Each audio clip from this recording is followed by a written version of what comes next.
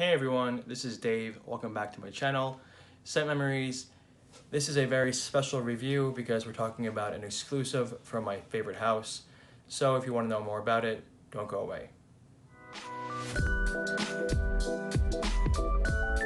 Alright everyone, welcome back.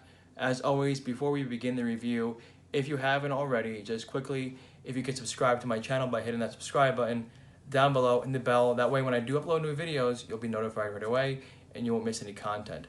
So this review is talking about an exclusive from my favorite house. Those of you who watch my channel or know anything about me know that my favorite house is Roja Dove.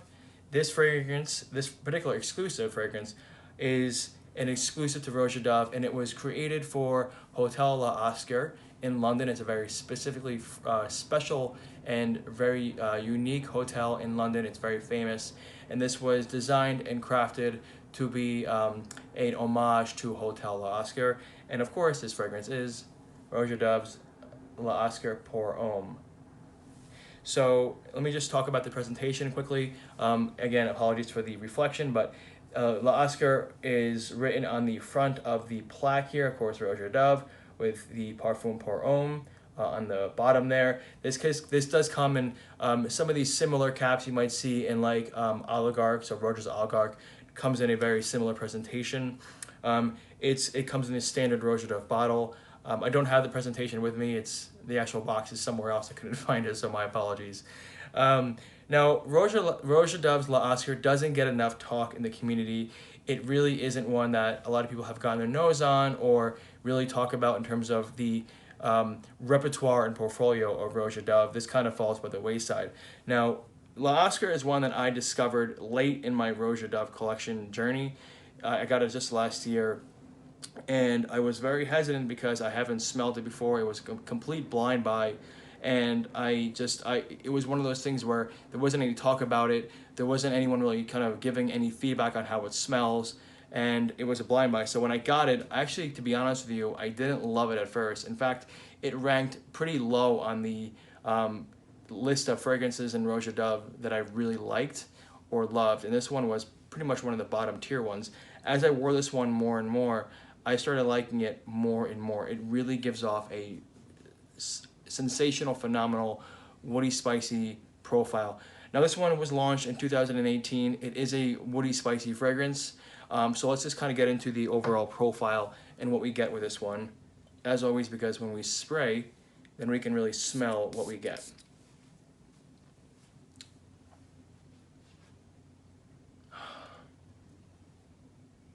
All right, so right away at the top notes, you have this really invigorating, very lively grapefruit. The grapefruit here is short-lived, but it is definitely the first thing that I get on my nose. It is a very juicy, very invigorating grapefruit. It's almost bracing in the way that it kind of comes off at you. You also have this Mayflower, and the Mayflower here is a little bit sweet and ambrosial, and it's paired with a carnation note. Now the carnation note here is giving off almost like a clove-like cozy vibe that is gonna be a key player in the way it pairs with some of the other, let's call it oriental woodsy spicy notes in the heart and in the base. It really starts kind of anchoring what this fragrance is going to become as it starts drying down. Now you also get a bit of labdanum here. Labdanum is Roja's one of his signature key ingredients. He uses one of the naturals he uses very often in his fragrances. This is it's almost leather-like. It's kind of honeyed or honey-like in the way it's utilized here, and it's it helps create a contrast of those clove-like features and a bit of that bracing grapefruit in the top. Now as it starts drying down, this fragrance truly does become a woody, spicy fragrance. That's what I get for the most part. You also get the sandalwood here. Now the sandalwood here is definitely a fixative agent. It's used to kind of tie down and fixate and anchor a lot of the other notes. It's a bit soft. It's a bit woodsy and milky in the way it's utilized, and it's paired with a gaiac wood, and the gaiac wood here is a bit almost birch tar like, almost gives off a hint of tobacco, and you also start getting this vetiver. Now the vetiver here is a bit earthy. It's green, but it's almost smoldering in the way it's used here. It gives almost like a smoky kind of feeling. And what I love about this one is how it utilizes the note of celery seed. Now, celery seed here is paired very well with some more appropriate notes I'll get into in a bit. The celery seed here is lush, it's green, it's warm. If you've ever smelled celery seed in the supermarket, you can go pick it up. You crush it in your hands, you let it aerate for a little bit, you can smell those essential oils, and that's kind of really what you get here. It's really lovely. Now it's paired with oak moss. Now the oak moss here is really paired well with that celery seed because it almost acts as a woody chypre note here in the way that it's utilized.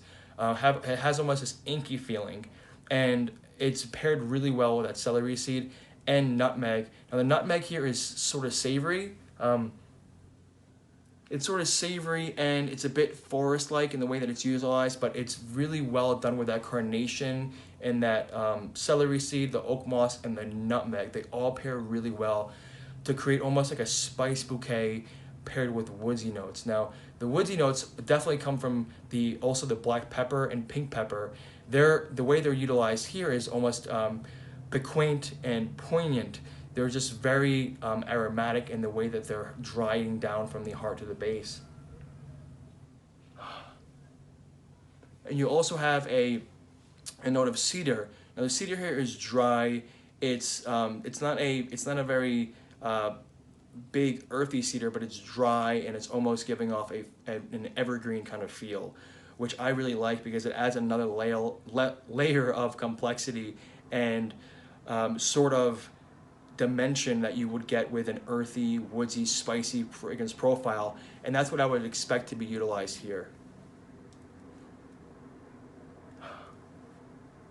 Oh, I love this one. I really like this one a lot. The one thing I really get also in the base is galbanum. And galbanum is another note that is utilized in Roja Dove's fragrances.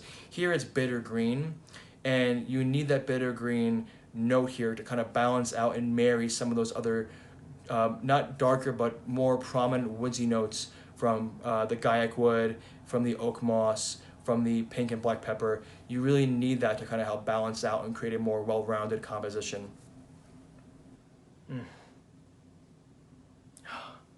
I really love this one. It is something that I discovered late in the game, but it is absolutely fantastic. So Roja Dove's La Oscar, definitely a sleeper. It's not something people talk about here, but it is a sensational, phenomenal, woodsy, spicy fragrance. I highly recommend it. Longevity on me is really good. I sprayed it actually this morning.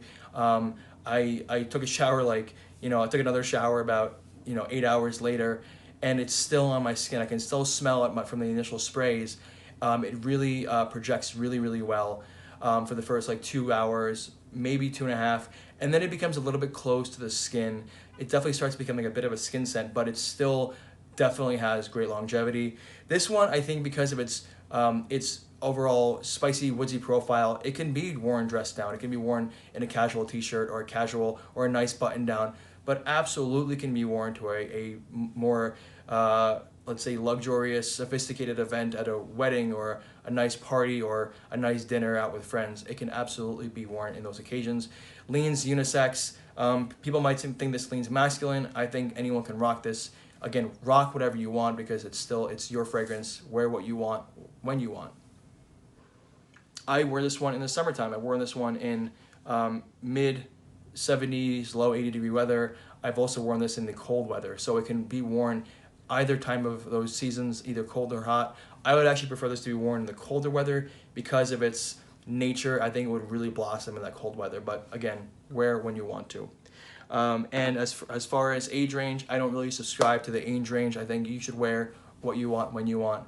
But this does have a sophisticated sort of regal aspect to it. So, use that as you will, but I think this is a really phenomenal fragrance.